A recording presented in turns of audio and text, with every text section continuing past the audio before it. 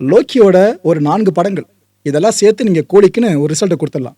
அதாவது படத்தோட colour tone, கூலி படத்தோட கலர் டோன் பார்த்தீங்கன்னா, கைதி படம் பார்த்தீங்களா? அந்த டச்ல இருக்கும்.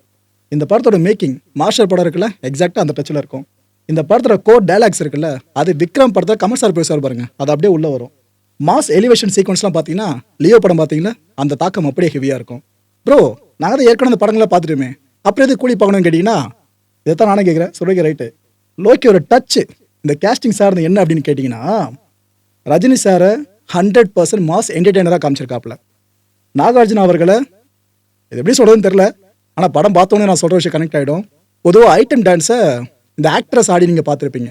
ஆனா ஒரு வில்லன ஐட்டம் டான்ஸ் ஆட வச்சு எப்படிங்க இருக்கும்? லிட்டரலா படத்துல அப்படிதான் பயன்படுத்தியிருக்காங்க நாகார்ஜுனா அவர்கள. ஆனா ரசிக்கும்படியா இருக்கு. ஷோபின் அவர்கள சாண்டி ஆக்டரான எப்படிங்க இருக்கும்? அது மாதிரி நீங்க படத்துல பார்க்க முடியும். அதே நக்கல் நையாண்டியோட பாடி லாங்குவேஜ், அப்புறம் டான்ஸ் குறிப்பா சோபின் இப்பேற்பட்ட டான்ஸர்னு இப்பதான் லோக்கி அவர்கள் அடையாளம் காமிச்சு கொடுத்துருக்காங்க. இதுக்கப்புறம் தமிழ் சினிமால பெரிய இடம் சோபனுக்கு இருக்குன்னு நினைக்கிறேன். உபேந்திரா அவர்களை டயலாக்லெஸ் கேமியோன்னு சொல்லலாம். பெருசால டயலாக் கிடையாது. ஆமீர் கான் அவர்களை ரஜினி சாரோட ஃபேன் பாயா தான் படத்துல ஃபுல்லாவே காமிச்சிருக்காங்க. ஃபுல்லானா அந்த கடைசியில் ஒரு கேமியோ போர்ஷன் இருக்குல்ல, அது மட்டும் தான். சத்யராஜ் அவர்களை எப்போ பார்த்தாலும் அட்வைஸ் பண்ணிட்டு இருக்க ஒரு அப்பா, ஒரு ஃப்ரெண்டா இருந்த அப்படிங்கிற ஒரு கேரக்டர் அவர் அப்படி காமிச்சிருக்காங்க. ஸ்ருதிஹாசன் அவர்களை எமோஷனல் எலிவேட்டரா படத்துல யூஸ் பண்ணியிருக்காங்க. ரச்சிதா அவர்களை ப்ரூட்டல் வில்லனா காமிச்சிருக்காங்க. ப்ரோ, ஒன்றுக்கு ஒன்று எதுவுமே கான்ட்ராஸ்டாக இருக்கே ப்ரோன்னு கேட்டிங்கன்னா, இதுதான் லூக்கியோட ரைட்டிங் ஸ்கில்லு. பட் இது ஒர்க் அவுட் ஆச்சா இல்லையான்றத படத்தை பல பேர் பார்த்துருப்பீங்களா? நீங்களே கமெண்ட் செக்ஷனில் சொல்லுங்கள். இந்த படத்தில் எந்த ஒரு அன்அனௌன்ஸ்டு கேமியோ கிடையாது.